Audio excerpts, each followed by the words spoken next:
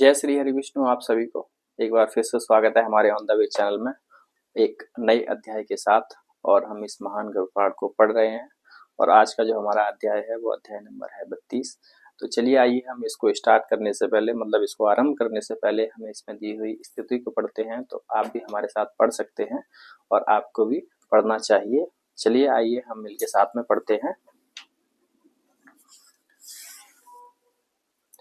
तुमेव माता च पिता तुमेव बंधु च सखा तुमेव विद्या द्रविणम तुमेव सर्वम देव देव। जय श्री हरि विष्णु। जय श्री हरि विष्णु। तो चलिए आइए हम अपने अध्याय नंबर 32 के बारे में जानते हैं। ठीक है, ये हमारा अध्याय नंबर 32वां कौन सा है? वर्ण एवं आश्रम धर्मों का निरूपण। ठीक है, तो हमारा ये अध्याय नंबर है 32। तो आज हम इसमें जानेंगे वर्ण एवं आश्रम धर्मों का निरूपण के बारे में। और हमने पिछले अध्याय में जान लिया था कि देव प्रतिष्ठा कैसे करनी चाहिए, जो हमारा अध्याय भी काफी बड़ा था। ठीक है,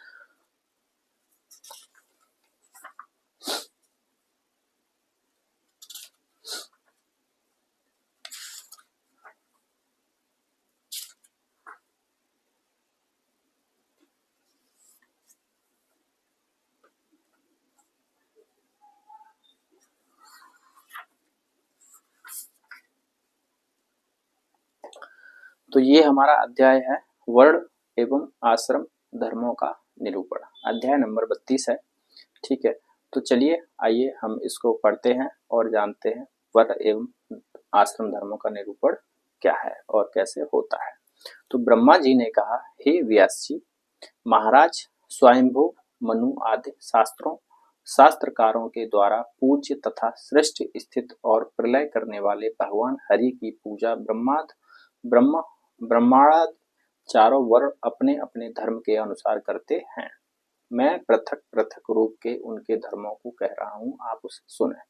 तो हे ब्राह्मण श्रेष्ठ, यज्ञ याजन दान प्रतिग्रह अध्ययन और अध्यापन, ये 6 कर्म ब्राह्मण के धर्म है। मतलब आप ये सुने कि ब्राह्मण आदि चारों वर्ण अपने धर्म के अनुसार करते हैं। मैं पृथक पृथक रूप के धर्मों का कह रहा हूँ, मतलब एक एक धर्म को कह रहा हूँ। तो हे ब्राह्मण श्रेष्ठ, यज्ञ याजन दान प्रतिग्रह अध्ययन और अध्यापन, ये 6 कर्म ब्राह्मण के धर्म है। मतलब ये कर्म है जो ब्राह्मण के धर्म है। दान अध्ययन तथा यज्ञ ये क्षत्रिय एवं वैश्य के साधारण धर्म है। इसके अतिरिक्त दंड क्षत्रिय के लिए और कृषि करना वैश्य के लिए विशेष धर्म स्वीकार किया गया है। ब्राह्मण क्षत्रिय और वैश्य इन तीनों द्विजातियों की सेवा करना शूद्रों का धर्म है। मतलब इसमें बहुत बारीकी से समझना जरूरी है और इसमें आप सुने भी। ठीक है, तो मैं एक बार और पढ़ता हूँ। ब्राह्मण क्षत्रिय और वैश्य, ब्राह्मण क्षत्रिय और वैश्य इन तीनों द्विजातियों की सेवा करना शूद्रों का धर्म है। शिल्पकारी उनकी आजीविका है।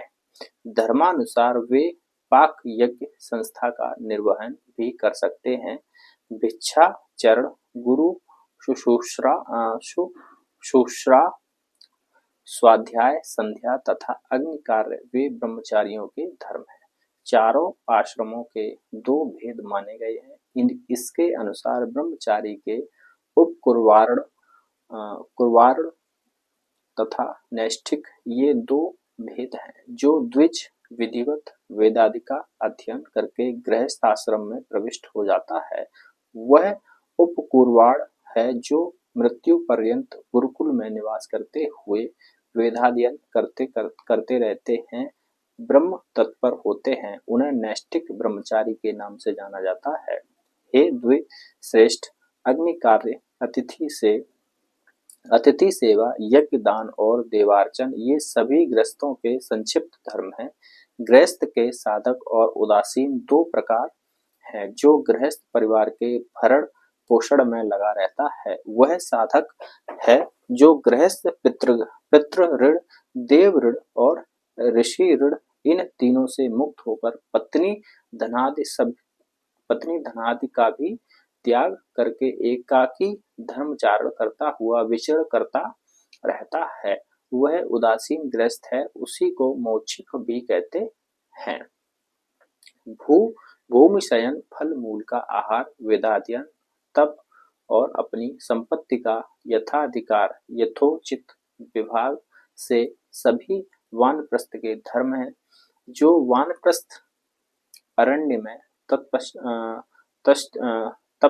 तपश्चर्य करता है, देवार्चन और उन्हें आहुति प्रदान करता है तथा स्वाध्याय में सदैव अनुरक्त रहता है, वह वानप्रस्थ तापसोत्तम कहा जाता है। ऐसे ही जो वानप्रस्थ तप के द्वारा शरीर को अत्यंत छीण करके ईश्वर के ध्यान में सदा निमग्न रहता है, वह वानप्रस्थाश्रम में रहता हुआ भी सन्यासी के रूप में जाना जाता है। जो भिक्षु नित्य योगाभ्यास में अनुरक्त होकर ब्रह्मा की प्राप्ति के लिए प्रयासरत एवं जितेंद्रिय बना रहता है, उसी को पारमेष्ठिक सन्यासी कहते हैं। जो सदैव आत्म तत्वानुसंधान में प्रेम रखने वाले हैं, नित्य तृप्त हैं, जो संयम नियम से रहते हैं, ऐसे महामुनि योगी भिक्षु कहे जाते हैं। भिक्षारण, वेदाध्ययन, मौनावलंबन, तप, ध्यान, सम्यक ज्ञान और वैराग्य ये भिक्षुक सन्यासाश्रमी के सामान्य धर्म माने गए हैं। पारमेष्ठिक सन्यासी 3 प्रकार के हैं: ज्ञान सन्यासी, वेद सन्यासी एवं कर्म सन्यासी। योगी के भी 3 प्रकार हैं, जिन्हें भौतिक एवं अनंत्याश्रमी योगी कहते हैं। ये भौतिक, छत्र एवं अनंत्याश्रमी कहते हैं। ये तीनों योग मूर्ति स्वरूप परमात्मा का आश्रय कर स्थित रहते हैं। इन योगियों की पृथक पृथक ब्रह्म भावनाएं होती हैं। प्रथम प्रकार की ब्रह्म भावना भौतिक योगी में रहती है, दूसरी मोक्ष भावना छत्र योगी में रहती है, इसी को अक्षर भावना कहते हैं। तीसरी भावना को अंतिम भावना कहते हैं, जो परमेश्वर की भावना के नाम से भी जानी जाती है। मनुष्य को धर्म से ही मोक्ष की प्राप्ति होती है, अर्थ से काम पुरुषार्थ की प्राप्ति होती है। वेद में प्रवृत्ति और निवृत्ति के भेद से 2 प्रकार के कर्म कहे गए हैं। वेद शास्त्रानुसार अग्नि आदि देव एवं गुरु विप्रादि को प्रसन्न करने के लिए जो कर्म विहित है, वे प्रवृत्ति कर्म हैं तथा विविध कर्मानुष्ठान से चित्त शुद्धि के अनंतर आत्मज्ञान मात्र में सदा रत रहना निवृत्त कर्म है। क्षमा, दम, दया, दान, निर्लोभता, स्वाध्याय, सरलता, अनसूया, तीर्थ का अनुसरण, सत्य, संतोष, आस्तिक्य, इंद्रिय निग्रह, देवार्चन, विशेषकर ब्राह्मणों का पूजन, अहिंसा, प्रियवादिता, अरुक्षता और अपैशून्य, चुगली न करना, इन सभी को चारों आश्रमों का सामान्य धर्म स्वीकार किया गया है। इसके बाद अब मैं चारों वर्णों को प्राप्त होने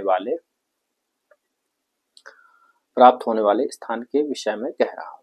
उपर्युक्त वेद विहित कर्मों को करने वाले ब्राह्मणों के निमित्त प्राजापत्य नामक स्थान है, अर्थात ब्राह्मण ऐसे धर्मों का पालन करता हुआ अंत समय में प्राजापत्य लोक प्राप्त करता है। युद्ध में न भोगने वाले धर्मरत क्षत्रियों को स्वर्ग में इंद्र का स्थान प्राप्त होता है। सदैव अपने धर्म में अनुरक्त रहने वाले वैश्य अंत में मरुद देव के स्थान को प्राप्त करते हैं। ब्राह्मणादि द्विजों की सेवा में तत्पर रहने से शूद्रों को गंधर्व लोक प्राप्त होता है। उधर्व रेतस ब्रह्मनिष्ठ 88 सहस्त्र ऋषियों ने तपस्या के द्वारा जिस स्थान को प्राप्त किया था, वही स्थान गुरुकुल में निवास करने वाले ब्रह्मचारी को प्राप्त होता है। जो स्थान मरीच, अत्रि आदि सप्तऋषियों को प्राप्त है, वह स्थान वानप्रस्थ आश्रमी प्राप्त करते हैं। संयमित चित्त वाले उद्धव, रेतस, सन्यासियों को वह आनंद रूप पर ब्रह्म पद प्राप्त होता है जहाँ से पुनः आगमन की संभावना नहीं होती। यह पर ब्रह्म पद व्योम नाम के अक्षर तत्व के रूप में, योगियों के अमृत स्थान रूप में एवं ईश्वर संबंधी परम आनंद के रूप में प्रसिद्ध है। इस स्थान को प्राप्त करने वाला मुक्त आत्मा पुनः संसार में नहीं आता है। अभी जिस मुक्तात्मा की चर्चा की गई है उसको प्राप्त होने वाली मुक्ति अष्टांग मार्ग का सम्यक ज्ञान रखने से प्राप्त होती है। अतः मैं संक्षेप में उसे भी कह रहा हूँ, आप सुने। अहिंसा, सत्य, असत्य, ब्रह्मचर्य तथा उपरिग्रह ये 5 नियम हैं। प्राणी की हिंसा न करना अहिंसा है। प्राणियों के हित में बोलना सत्य है। दूसरे की वस्तु अपहरण न करना असत्य है। अमैथुन का पालन करना ब्रह्मचर्य है और सब कुछ त्याग देना अपग्रह है। शौच, संतोष, तप, स्वाध्याय तथा प्रणिधान ये 5 नियम हैं। ब्रह्म और अभ्यंतर रूप से शौच के 2 भेद हैं। इसी प्रकार संतोष को तुष्ट, इंद्रिय निग्रह को तप, मंत्र जप को स्वाध्याय और भगवत पूजन आदि को प्राणिधान कहते हैं। ठीक है। साधक के द्वारा पद्मादि प्रकार से स्थित होना आसन कहा जाता है। वायु का निरोध करना प्राणायाम है। यह 2 प्रकार का होता है। मंत्रोच्चार करते हुए देव का ध्यान करना संवर्ग प्राणायाम है। उसके विपरीत अमंत्रक प्राणायाम अगर्व प्राणायाम है। यह 2 प्रकार का प्राणायाम प्रकारांतर से 3 प्रकार का कहा गया है। यथा वायु अंदर खींचकर अवस्थित होना पूरक नामक प्राणायाम है। वायु को रोककर देहेंद्रियों को स्थिर करना कुंभक और उस वायु को धीरे धीरे बाहर निकालना रेचक नामक प्राणायाम है। 12 मात्रा वाला प्राणायाम लघु है। 24 मात्रा का प्राणायाम मध्यम तथा 36 मात्रा का प्राणायाम उत्तम है। अपने अपने विषयों से असंबद्ध इंद्रियों के द्वारा चित्त के स्वरूप मात्र का अनुकरण करना एक विशेष प्रकार का निरोध है और इसी निरोध को प्रत्याहार कहते हैं। ब्रह्म के साथ आत्मा का अभेद चिंतन करना ब्रह्मकार वृत्ति का अखंड प्रवाह ध्यान है। उस काल में मन के द्वारा धैर्य का अवलंबन करना ध्येय में चित्त की निश्चल रूप में स्थित धारणा है। अहम ब्रह्म इस प्रकार अभेद ज्ञान के साथ ब्रह्म रूप में अवस्थित ही समाधि है। मैं आत्मा ही परमात्मा पर ब्रह्म हूँ। वह पर ब्रह्म सत्य स्वरूप ज्ञान रूप और अनंत है। वही ब्रह्म है, उसी को विज्ञान कहते हैं। वही आनंद स्वरूप है, उसी का तत्वमसि इस श्रुति से बोध कराया गया है। मैं ब्रह्म हूँ, मैं अशरीरी इंद्रियातीत हूँ। मन, बुद्धि, महत्व तत्व, अहंकार आदि रहित, जागृत, स्वप्न, सुषुप्ति आदि अवस्थाओं से मुक्त जो ब्रह्म का तेज स्वरूप है, मैं वही हूँ। नित्य, शुद्ध, बुद्ध, मुक्त, सत्य, आनंद स्वरूप, अद्वय कहा जाने वाला जो वह आदित्य पुरुष है, वही मैं पूर्ण पुरुष हूँ। इस प्रकार ब्रह्म का ध्यान करता हुआ ब्राह्मण भव बंधन से मुक्त हो जाता है। तो ये हमारा अध्याय नंबर था 32। ठीक है, तो इसमें हमने जाना कि वर्ण एवं आश्रम धर्मों का निरूपण, जिसमें वर्ण मतलब जातियों के बारे में भी बताया गया। ठीक है, जाति मतलब जो क्षत्रिय हैं, ब्राह्मण हैं, शूद्र हैं, ठीक है, वैश्य हैं, इनके बारे में बताया गया कि इनके काम क्या होते हैं और इनको कर्म कौन से कर्म करने चाहिए, फिर उनको कौन सा लोक मिलता है। ठीक है, तो अब हमारा अगला अध्याय है, वो है संध्या, उपासन, तर्पण, देवाराधना आदि नित्य कर्मों तथा अशौच का निरूपण। ठीक है, तो हम अब इस अध्याय को पढ़ेंगे अगले वीडियो में, क्योंकि ये अध्याय काफी बड़ा है और वीडियो काफी बड़ी हो जाएगी। तो मिलते हैं हम अगले वीडियो में एक नए अध्याय के साथ। ठीक है, तब तक के लिए जय श्री हरि विष्णु। और हाँ, चैनल को प्लीज सब्सक्राइब जरूर कर लें और अगर वीडियो आपने पूरा देखा है, और नहीं भी देखा है तो भी वीडियो को लाइक ज़रूर करें, और इस महान गरुड़ पाठ को हमारे चैनल के माध्यम से आप सुनें और औरों को भी ज़रूर फॉरवर्ड करें। तो जय श्री हरि, आप सभी को नमस्कार।